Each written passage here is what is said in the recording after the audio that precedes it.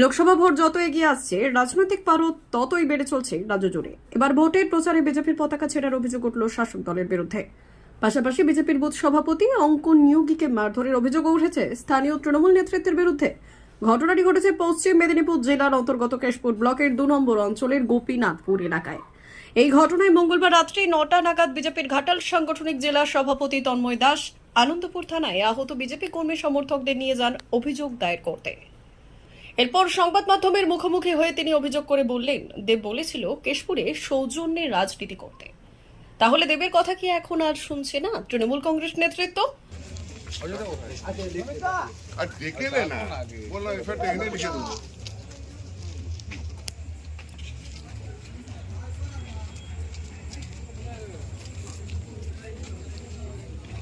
আজকে থানায় আসলেন এফআইআর করতে, কি ঘটনা হয়েছিল এবং এফআইআর কি গ্রহণ দেখুন, করেছে? কিছুদিন আগে এখানে প্রচারে অভিনেতা দেব এসেছিলেন, তৃণমূলের, যিনি এখন সাংসদ, যিনি 10 বছরে তাকে দেখা যায়নি, কিন্তু তিনি কেশপুরে এসে বলে গেছিলেন যে আমি চাই না সন্ত্রাস হোক, কোনো রক্ত ঝরুক, এসব বলে গিয়েছিলেন। কিন্তু তিনি যাওয়ার পরেই আমাদের কর্মীরা পতাকা লাগাচ্ছিল, সেখানে আমাদের এক কর্মী অঙ্কন নিয়োগী তাকে প্রচণ্ড পরিমাণে মারধর করে, এমনকি প্রাণে মারার মতো তার ব্যবস্থা করে দেয়।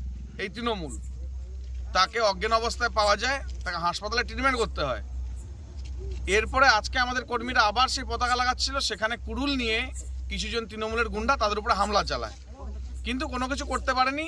আমাদের কর্মীদের জোশ ছিল, সাহস ছিল, তারা এগিয়ে আসতে ছুটে পালিয়ে যায়, কিন্তু মারার জন্য চক্রান্ত করে। আমি শুধু অনুরোধ করব সাংসদ দেবকে এবং তার এখানকার যারা মানুষজন আছে, তার দলের যারা লোক আছে, যে আপনারা সন্ত্রাস করার চেষ্টা করবেন না। আপনারা যে কেশপুরকে শেষপুর করতে চাইছিলেন, সেই কেশপুর কিন্তু এখন নেই। কেশপুরের মানুষ অনেক বুঝেছে যে আপনারা মানুষকে বোকা বানিয়েছেন, কোনো রকম কাজকর্ম করেননি। গরিব মানুষের যেটা পাওয়ার ছিল সেগুলো আপনারা নিজেরা চুরিচামারি করেছেন, তাই মানুষ আপনাদের পাশে নেই।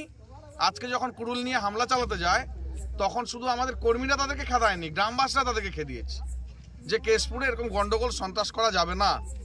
এর থেকে বোঝাই যায় যে তৃণমূলের অবসানের দিন আসন্ন এবং অভিনেতা দেবেরও এইবারে নির্বাচনে হার আসন্ন। আমি সবাইকে অনুরোধ করব আপনাদের সংবাদ মাধ্যমের মাধ্যমেই, যে কেশপুরে যদি শান্তি বজায় রাখতে চান, তাহলে ভারতীয় জনতা পার্টির প্রার্থী ডক্টর হিরণময় চট্টোপাধ্যায়কে সবাই ভোট দিয়ে জয়যুক্ত করুন। আপনারা কি এফআইআর করলেন? আমরা এফআইআর করলাম, এফআইআর গ্রহণ করেছেন এবং আমাদেরকে আমরা বলেছি 3-4 দিন আমরা সময় দিলাম। অঙ্কনকে যারা মেরেছে তাদেরকে অ্যারেস্ট করতে হবে এবং আজকে যারা কুড়াল নিয়ে দাদাগিরি দেখিয়েছিল তাদেরকে অ্যারেস্ট করতে হবে।